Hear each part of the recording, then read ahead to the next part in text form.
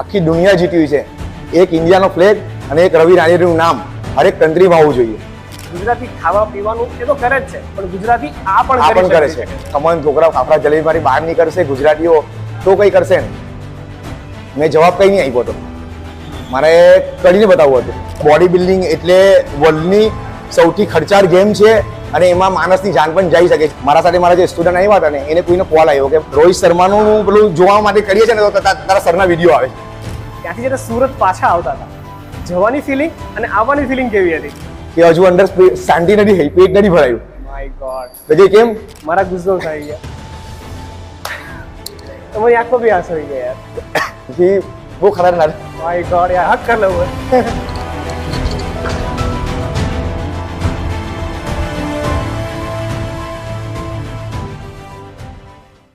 આજે એક એવા વ્યક્તિને મળાવું કે જેઓએ mister world, mister Asia, mister India અને મિસ્ટર ગુજરાત આ બધા જ ખિતાબો એક જ વર્ષમાં હાંસલ કર્યા અને દિલ્હીની ધરતી પર જઈને 500 લોકોને બીટ કરીને નંબર 1 આવ્યો એવો આપણા સુરતના રવિ રાંદેરીભાઈ. કેમ છો? બસ કેમ છો? બસ મજામાં. સૌથી પહેલો સવાલ તો એ જ કે ભાઈ 500 લોકો સામે કમ્પીટ કરવું અને પહેલો નંબર લાવવો, એને સુરત ગુજરાતના વ્યક્તિ છો, કેવું ફીલ થાય?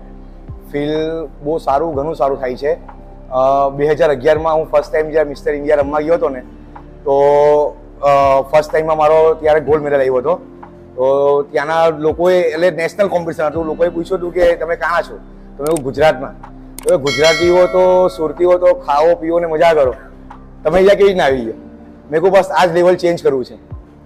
તો મને એક ભાઈએ કીધું કે એમ કે ખમણ, ઢોકળા, ફાફડા, જલેબી મારી બહાર નીકળશે ગુજરાતીઓ તો કઈ કરશે ને. મેં જવાબ કઈ નહીં આપ્યો હતો, મારે કરીને બતાવવું હતું. બરાબર વાત છે. હું જ્યારે યાદી ગયો ત્યારે મેં એક વસ્તુ મનમાં વિચારેલી હતી કે જે લોકો પસંદ છે ને એ લોકો રવિ રાંદેરી નામની સિટી મારશે અને જે લોકો નથી પસંદ ને એ લોકો મારા નામની તાળી પાડશે. અદ્ભુત. આપણે સક્સેસ થઈ ગયા. અને આ સુધી હિસ્ટ્રી ઓફ બોડી બિલ્ડિંગ એક જ વર્ષમાં હેટ્રિક મારું ઇમ્પોસિબલ છે, પણ મેં ઠાર્યું કે આ જ વર્ષે હું હેટ્રિક મારીશ. હેટ્રિક એટલે એક જ વર્ષમાં 3 વાર મિસ્ટર ગુજરાત, 3 વાર મિસ્ટર ઇન્ડિયા, 3 વાર મિસ્ટર એશિયા, 3 વાર મિસ્ટર વર્લ્ડ. અને આપણી આગળની સિદ્ધિ એવી છે કે આપણે આખું વર્લ્ડ ટૂર કરીને ઇન્ડિયાને રિપ્રેઝન્ટ બી કરું અને હું મારા પોતાને બી રિપ્રેઝન્ટ કરું. સ્પોર્ટ્સ બાબતે કેવું છે કે આપણું ગુજરાત કેવું છે કે લોકોને મેન્ટાલિટી એવી છે કે દાળ ભાત શાક રોટલી આપશી ને ખમણ ઢોકળા ફાફડા જલેબી અને ખાવો પીઓ ને ફરો. ગુજરાતીઓનું એવું ટ્રેન્ડ છે, પણ આપણે ટ્રેન્ડને આખું ચેન્જ કર્યું છે. હવે આજે હું નીકળું છું, કાલો મને જોઈને કોઈ બીજા 10 નીકળે, મારી એવી ઈચ્છા છે. એવું નથી કે ભાઈ અહીંયા પટી જાય એવું ફિનિશ થઈ એવું નથી. આપણે એકબીજાને જોઈને આપણે લોકો આગળ વધે. તમે ગુજરાતીઓ સ્પોર્ટ્સમાં આગળ વધે. તમે એક બેન્ચમાર્ક સેટ કર્યો કે ભાઈ હા, ગુજરાતી ખાવા પીવાનું એ તો કરે જ છે, પણ ગુજરાતી આ પણ કરે છે. હવે બીજો સવાલ એ છે કે જ્યારે 500 લોકોને બીટ કર્યું તમે નવી દિલ્હીની ધરતી પર, એ સિચ્યુએશન, એ કોમ્પિટિશન વિશે કઈ વાત કરો? મારા જીમના 3 છોકરાઓ મારી સાથે આવ્યા હતા, એમને મને બહુ સપોર્ટ કર્યો. મારા કોચ હતા શ્રી કૃપેશભાઈ વાઘેલા, એમને મને બહુ સપોર્ટ કર્યો. 6 નાઇટ સુધી અમે લોકો ઊંઘા નથી, ખાલી બસ પ્રિપેરેશન. કઈ ટાઈપની પ્રિપેરેશન હોય? હવે આમાં કેવું હોય કે અમારે કોમ્પિટિશન પહેલે એક એવી પ્રિપેરેશન ચાલતી હોય કે એમાં carbohydrate, sugar, mineral, vitamin, fibre બધું 0 કરવું પડે. પછી એક લેવલ એવો આવે કે વોટર ઇન્ટેક છોડવું પડે. પછી એક લેવલ એવો આવે કે વોટર ઇન્ટેક એડ કરવું પડે. પછી એક લેવલ એવો આવે કે કાર્બોહાઈડ્રેટ એડ કરવું પડે. હવે જે છેલ્લાના 3 દિવસ હોય ને એમાં મારે હાઈ પ્રોટીન લો કાર્બ્સ, પછી છેલ્લા 2 દિવસ હોય તો હાઈ કાર્બ્સ લો પ્રોટીન, એ હિસાબથી અમારું શેડ્યુલ ચાલતું હોય. દર 2 કલાકે એ વસ્તુ એડ કરવાની હોય મારે. બરાબર. એટલે આ તો લોકોને ખાલી એવું દેખાય છે કે ભાઈ પહેલો નંબર આવી ગયો. ના, બહુ સ્ટ્રગલ છે, બહુ કડી તપસ્યા છે. અને બોડી બિલ્ડિંગ એટલે વર્લ્ડની સૌથી ખર્ચાળ ગેમ છે અને એમાં માણસની જાન પણ જઈ શકે છે. અગર તમે લોકો પ્રોફેશનલ લેવલથી એને સારી રીતે એડજસ્ટ નહીં કરી શકો ને તો એમાં ડેડ બી થઈ શકે છે. તમને કોણે સપોર્ટ કર્યો? મને સપોર્ટ કર્યો મારા જીમના 3 છોકરા આવ્યા હતા, કિશન લેખડિયા કરીને, જય જારીવાલા કરીને અને નિખિલ પટેલ કરીને, મારા સ્ટુડન્ટ જ છે. એ લોકોએ મને ફૂલ સપોર્ટ કર્યો. દિલ્હી સુધી મારા તે કારમાં ડ્રાઈવ કરીને ગયા, ડ્રાઈવ કરીને અમે લોકો આવ્યા. અને મારા કોચ, અમારી એક ટીમ છે, ટીમ વિન્ટેજ કરીને, અમે લોકો આ પર્પઝથી એમાં ભણાવીએ પણ છે, બધાને સ્ટડી કરાવીએ છીએ કે છોકરાઓ છે ને આડેધડ. હવે આજે તમે આજના છોકરાઓનું જનરેશન કેવું છે કે આજે મેં જીમ જોઈન કરી લીધું ને એટલે 10 દિવસમાં બોડી દેખાવું જોઈએ ને 1 વર્ષમાં મેં ચેમ્પિયન બની જાઉં. ચેમ્પિયન બનતા 25 વર્ષ થઈ ગયા. 25 વર્ષ થઈ ગયા મને આ એક લેવલ સુધી પહોંચતા.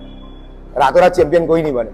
એટલે આજના છોકરાઓને હું એ બી કહેવા માંગુ છું કે ભાઈ તમે કોઈ જીમમાં જાઓ, કોઈ કોચના અંડર કોઈ કોચ હાયર કરો, તમે લોકો એને પૈસા આપો, પે કરો ને એ તમને લોકોને છેતરે કે ભાઈ તમે આ સપ્લિમેન્ટ લઈ લો, આ ન્યુટ્રિશન લઈ લો, આ દવા લઈ લો કે આ ઇન્જેક્શન લઈ લો. કોઈ ઇન્જેક્શન કોઈ દવાથી રાતોરાત બોડી બનતી નથી. એના માટે પણ તપસ્યા તો કરવી જ પડે. એ બને તો એ કામની હોતી નથી.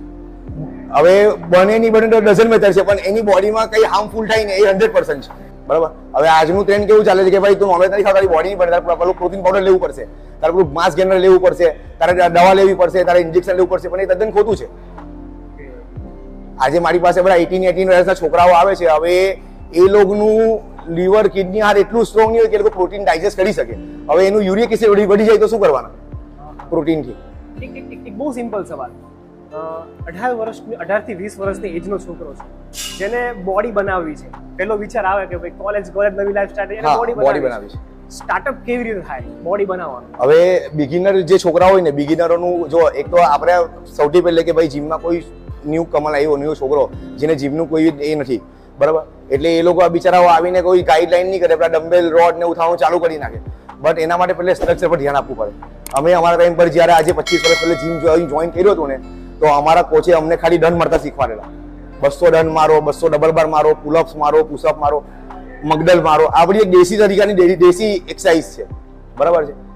હું ચેમ્પિયન છું તો કહ્યું હું મારી મમ્મીના પેટમાંથી આમને ચેમ્પિયન નથી બની ગયો. મેં આના માટે 25 વર્ષ જીતીને આપ્યા છે. 25 વર્ષની જર્ની એક તમને તમારી ફિલિંગ જાણવી છે મારે. તમે જ્યાં ન્યૂ દિલ્હી કોમ્પિટિશન માટે જતા હતા, તમે ગયા, બીટ થઈ ગયું, ત્યાંથી જ્યારે સુરત પાછા આવતા હતા, જવાની ફિલિંગ અને આવવાની ફિલિંગ કેવી હતી? હવે જવાની ફિલિંગ તો એક ટેન્શન વાળી જ હોય, અને બીજી વસ્તુ કે એ સમય કેવું હોય કે મારું કાર્બોહાઈડ્રેટ, પ્રોટીન, વોટર ઇન્ટેક એ બધું બહુ લો કેટેગરીમાં કાઉન્ટ ટુ કાઉન્ટ ચાલતું હોય કે ભાઈ આટલા મિનિટમાં મારે આટલું વોટર ઇન્ટેક કરવાનું છે, આટલા અવર્સમાં મારે આટલું પ્રોટીન ઇન્ટેક કરવાનું છે. ને બીજી વસ્તુ માઇન્ડમાં કેવી હોય કે ભાઈ મારે કોઈ બી હિસાબે એની હાઉ ઇન્ડિયા રિપ્રેઝેન્ટ કરીને જીતવું છે, બસ જીતવું છે, બસ એ જ માઇન્ડમાં એક જૂનું હતું કે ભાઈ જીતવું છે. અને જીતી ગયા ને જીતી ગયો. પછીની ફિલિંગ કેવી હતી? પછી સ્ટેજ પર ઉભા રહીને સ્ટેજ જોઉં એટલે મારા કોચે મને આવીને પૂછ્યું કે ભાઈ શું વિચારો છો? તો મેં મારા કોચને કશું કીધું કે હજુ અંડર શાંતિ નથી થઈ, પેટ નથી ભરાયું. My God. તો કે કેમ? મેં કહ્યું બસ નથી ભરાયું. મારા ગુસ્સો થઈ ગયા. તમારી આંખમાં બી આંસુ આવી ગયા યાર. એ ઇમોશનલ ફિલિંગ કેવી હોય નહીં આપણે? લાઈક મને જળજળે દેખાય છે તમારી આંખમાં. શું કહેશો બીજું? હજુ કંઈક ઇમોશનલ વાત તમારી ફિલિંગ કેવી રીતે દિલથી? દિલથી બહુ ખતરનાક. માય ગોડ યાર, હક કર લઉં.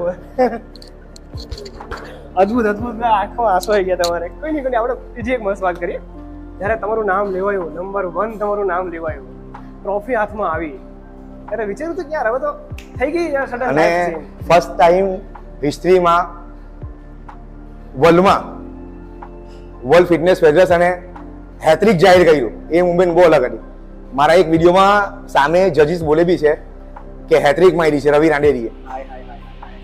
ત્યારે ગુજરાતનું નામ લેવાય, સુરતનું નામ લેવાય ને ત્યારે કીધું કે ગુજરાતી છે, ગુજરાત પર રાજ કરે છે આપણા માનનીય નરેન્દ્ર મોદીના સાહેબના કારણે. અદ્ભુત. દિલ્હીની જ વાત છે કે આ તો ગુજરાતી છે, ગુજરાત પર ઇન્ડિયા પર રાજ કરે છે, આખા વર્લ્ડ પર રાજ છે અત્યારે આ લોકો. માય ગોડ, અદ્ભુત. એ ફિલિંગ જ અદ્ભુત. એ ફિલિંગ અલગ હતી. ઇન ફ્યુચર તમારા ગોલ શું છે? ના ઇન ફ્યુચર મારે છે ને આખી વર્લ્ડ ટૂર કરવી છે બોડી બિલ્ડિંગ જર્નીમાં, અને આખી દુનિયા જીતવી છે. એક ઇન્ડિયાનો ફ્લેગ અને એક રવિ રાંડેરીનું નામ હરેક કન્ટ્રીમાં આવવું જોઈએ. તમારી જીમની બોડી એમને નથી બનતી, તમે વાત કરી જીમનો પહેલો પગ ક્યારે મૂક્યો અને ત્યાંથી લઈને અત્યાર સુધીની સ્ટોરી તમે જણાવી શકતા હોય?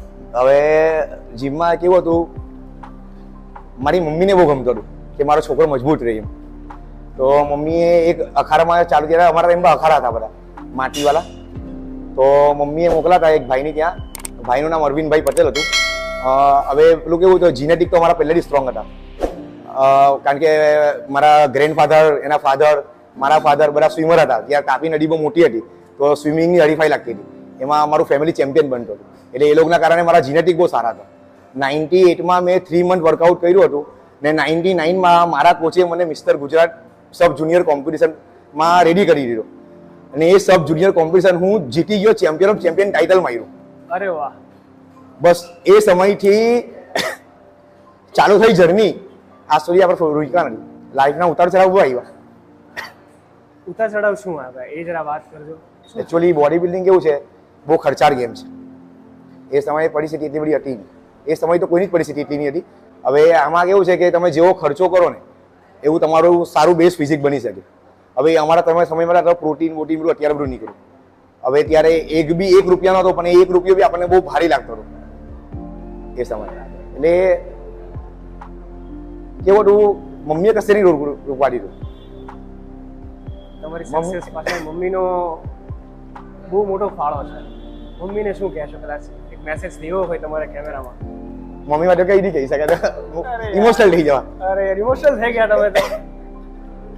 બીજું મારે એ પૂછવું છે કે તમે જ્યારે આટલો બધા ચેમ્પિયનશિપ જીતા, અત્યારે હવે લોકો તમને ઓળખે છે, લોકો તમને બોલાવે છે કે રવિભાઈ તમારું ઇન્ટરવ્યુ કરવું છે, લાઈક ફેમ.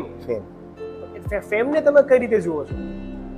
ફેમને બી હવે અત્યારે તો હું એવું કઈ વિચારતો પણ નથી, જોતો બી નહીં કે ભાઈ હું બહુ ફેમસ થઈ ગયો છું. ફેમસ તો આપણે હતા જ પહેલેથી, પણ એ તો બી હજુ બી મને સંતોષ નથી. એમ મને હજુ બી સંતોષ નથી. હવે જે સમયે અમે લોકો દિલ્હીથી નીકળ્યા ને એ સમયે અહીંયા તો ન્યૂઝમાં ચર્ચા ચાલુ થઈ ગઈ હતી. અમને તો ખબર બી નથી કે ભાઈ આવું કંઈક થયું છે. મારા સાથે મારા જે સ્ટુડન્ટ આવ્યા હતા ને એને કોઈનો કોલ આવ્યો કે ભાઈ અમે લોકો રોહિત શર્મા અને ઓસ્ટ્રેલિયાની મેચ ચાલે છે, રોહિત શર્માનું પેલું જોવા માટે કરીએ છીએ ને તો તારા સરના વિડીયો આવે છે. તો અમને નવાઈ લાગી ગઈ. મેં કહ્યું શું વાત કરે છે કે હા, એટલે મને સાચું નહીં લાગ્યું. પછી મારી એક મુંબઈની ટીમ છે, અમે લોકો જે ઇન્સ્ટિટ્યૂટમાં હું જે ભણાવું છું ને એ ભાઈનો ત્યાંથી ફોન આવ્યો. હવે એ લોકો બી ગેટ ટુગેધર પાર્ટી હતી. તો કે યાર મેં ઓનલાઈન થાઉં છું ને તું દેખાય છે, ઓનલાઈન થાઉં ને તું દેખાય છે. મેં કહ્યું કે તું છે કા? મેં કહું દિલ્હીથી નીકળું છું. તો મેં એને કીધું ભાઈ ત્યાં ચડી ગઈ છે, તું 12માં છે એટલે. મેં કીધું પછી સાંજથી ફોન કરતો, એ મને વિડીયો મોકલો. ત્યારે એ વિડીયો જોઈને અમને ખબર પડી કે ભાઈ આપણો વિડીયો વાયરલ થઈ ગયો છે. સુરતની બહાર ગુજરાત પછી ઇન્ડિયા આવે, કેટલી હર્ડલ્સ આવી, લાઈક ક્યારે ફેલિયર આવ્યું છે લાઈફમાં? ફેલિયર બહુ બધા લાઈફમાં, ઉપર નીચે અપડાઉન. નાની એજમાં ફાધર એક્સપાયર થઈ ગયા. નાની એજમાં મારી 2 સિસ્ટર હતી, એની મેરેજની જિમ્મેદારી મારા પર આવી ગઈ. 13 યર્સની એજમાં મેં જોબ બી કરી, ભાઈનો પણ આ પણ કર્યું. ગ્રેજ્યુએશન બી થઈ ગયું મારું, ગ્રેજ્યુએશન બી કર્યું, પણ જોબ કરીને બધું જ કર્યું. લાઈક એક છોકરાની, એક ભાઈની, એક બાપની. અને તો પણ જ્યારે સક્સેસ મળે ત્યારે બહુ મજા આવી જાય. હેપી છું. હેપી છો? હા, બસ હેપી છો ને તમે? અત્યારના યુથને તમે શું મેસેજ આપશો કે યાર બોડી જરૂરી છે પણ આ રીતે જરૂરી છે? બોડી બહુ જરૂરી છે. આજે પર્સનાલિટી, બોડી, તમારા બોડીનું ફેટ પર્સન્ટેજ, તમારા બોડીનું મસલ્સ માસ, બધી વસ્તુ બહુ ઇમ્પોર્ટન્ટ છે, બહુ જરૂરી છે. પણ એ બનાવવા માટે મેં આજના યુથને એવું કહેવા માંગે કે તમે લોકો રોંગ ટ્રેક પર નહીં જાઓ. તમે લોકો પેશન્સ રાખો, સારું વર્કઆઉટ કરો, સારું ડાયટ લો. હવે કોઈ બી જીમમાં જાઓ તો કોઈ બિચારા છોકરાઓ નવા હોય એને કહી દે કે ભાઈ તમારે પ્રોટીન લેવાનું, તમારે ગેનર લેવાનું, તમારે આ ટેબ્લેટ લેવાની, તમારે આ ઇન્જેક્શન લેવાના. હવે લોકોએ આને એક બિઝનેસ બનાવી દીધું છે, કારણ કે લોકોને શોર્ટકટમાં પૈસા બી કમાવું છે અને લોકોને શોર્ટકટમાં બોડી બનાવી છે. પણ આમાં શોર્ટકટ જેવું હોતું નથી. આમાં પેશન્સ રાખીને, આમાં અમારા ઇન્ડસ્ટ્રીઝમાં કહેવાય લંબી રેસ કા ઘોડા. બરાબર છે. શોર્ટકટ કશે જ નથી. શોર્ટકટમાં શું થાય? શોર્ટકટમાં માણસ ઉપર ચાલે જાય, યા તો પછી જીમ છોડી દેવું પડે, યા તો કોઈને કોઈ ઇન્જરી આવી જાય. કારણ કે આપણી બોડીના જે ફંક્શન છે ને આ બધી વસ્તુ ઇન્ટરનલ છે. બરાબર છે. અને આ બધી વસ્તુના સાઇડ ઇફેક્ટ કેવા હોય કે નાના ના થાય ને તો એ સાઇડ ઇફેક્ટ આપણને ખબર નહીં પડે, પણ આપણી અંદર ઇન્ટરનલ વસ્તુ બ્લાસ્ટ થઈ કે જ્યારે બહુ મોટું થઈ ગયું ત્યારે આપણે ખબર પડે કે ભાઈ મારા લીવરમાં પ્રોબ્લેમ થઈ ગયું છે, કે મારા કિડનીમાં પ્રોબ્લેમ થઈ ગયું, મારા હાથમાં પ્રોબ્લેમ થઈ ગયું છે. ત્યારે ખબર પડે આપણને, જ્યારે બ્લાસ્ટ થઈ. એટલે હું આજની જનરેશન એવું કહેવા માંગુ છું કે તમે જીમ કરો. જીમ બહુ જ ઇમ્પોર્ટન્ટ છે, સારી વસ્તુ છે. તમે આ જ એજમાં તમે એક સારું ટાર્ગેટ અચીવ કરી શકો છો. અમે બી કર્યું જ છે. બરાબર. અમને તો આટલું શીખવા વાળું, આટલું જણાવવાનું કોઈ હતું બી નહીં. અને જતા હતા તો અમારા પૈસા માંગતા, પૈસા નહીં આપે તો અમને એમ નીકળો આગળ. બરાબર. આજે અમે તો આટલું કહીએ પણ છે, લોકો આટલું કહેતા નથી. બહુ બધા જીમો છે જો, બરાબર છે. પણ મેં મારો અખાડો રાખ્યો છે. અખાડો બી એના માટે રાખ્યો છે કે જે તમને એક સારું રિઝલ્ટ જોઈએ. જીમ લોકો કેમ કરે? ભાઈ પરસેવો નીકળવો જોઈએ, સારી મહેનત થવી જોઈએ, સારું રિઝલ્ટ મળવું જોઈએ. પણ આજે લોકો ક્લબો બનાવી રહ્યા છે જીમોને. તમે મુંબઈ જાઓ, દિલ્હી જાઓ ને જે પેલા ક્લબો હોય ને અહીંયા લોકો એવા જીમ બનાવી રહ્યા છે. બરાબર. એટલે લોકોને એટલું જાણો કે ભાઈ તમારે જીમ કરવું છે ને તો કડી તપસ્યા કરો, મહેનત કરો, સારું ફૂડ ખાઓ, સારું સ્લીપ લેવો, થોડું મોબાઈલ સાઈડ પર મૂકો, થોડા સોશિયલ મીડિયાથી દૂર રહો, તો તમે એક તમારું જે લાઈફસ્ટાઈલ છે ને એ ચેન્જ કરી શકશો. આજે અમારા ટાઈમમાં એવા સ્માર્ટ મોબાઈલ હતો, આજે અમે લોકો બી સક્સેસ નહીં હોતે. આજે હું બી સ્માર્ટ મોબાઈલ વાપરું જ છું, પણ મારી એક ટાઈમિંગ હોય કે ભાઈ આ ટાઈમિંગ મારે વાપરવાનું છે, આ ટાઈમિંગ મારો જમવાનો છે, આ ટાઈમિંગ મારો બ્રેકફાસ્ટનો છે, આ ટાઈમ મારો લંચનો છે, આ ટાઈમ મારા ડિનર છે, આ ટાઈમ મારો વર્કઆઉટનો છે, જે હું કોઈને જ નહીં આપું. પ્રાયોરિટી એ હું કોઈને જ નહીં આપું. મારા વર્કઆઉટના ટાઈમના કારણે મેં એવરી મંથ 1 લાખ રૂપિયા જતા કરું છું. કારણ કે મારા એ ટાઈમ પર મારા પાસે ક્લાયન્ટ છે કે મારે તમારા ટાઈમ પર મારે વર્કઆઉટ કરવું છે, પણ એ ટાઈમ તો હું કોઈને જ નહીં આપું. એથિક્સ સાથે, હા, પ્રાયોરિટી સાથે બોડી બને છે, નહીં કે ઉતાવળો. અને સૌથી વધારે ડિસિપ્લિન, ડેડિકેશન. તમારામાં એક વસ્તુ જો ડિસિપ્લિન, ડેડિકેશન હોય ને તો તમે હિમાલયનો પાર બી આરામથી ચડી શકો છો. હિમાલય કઈ બહુ મોટી વસ્તુ નથી, ચડી શકો છો. મેં મારી લાઈફમાં હિમાલય જ ચડ્યો છું, ભૂખો તરસો રહીને. હા, અને જે અઘરીઓ તપસ્યા કરે છે ને એવી તપસ્યા જ કરું છું. એવી કરી હતી 25 વર્ષથી, આગળ બી આ કન્ટિન્યુ રહેશે. અદ્ભુત. ખૂબ ખૂબ આભાર તમારો ટાઈમ આપવા માટે. Thank you very much. Thank you so much. વાત કરીને મજા આવી. દર્શકોને પણ ખૂબ ઘણું બધું જાણવા મળ્યું હશે બોડી બિલ્ડિંગ વિશે, અને તમારી પર્સનલ વાત બી જાણવા મળે, અને તમે ઇમોશનલ પણ થઈ ગયા. Thank you. ખૂબ મજા આવી. ખૂબ મજા આવી વાત કરી.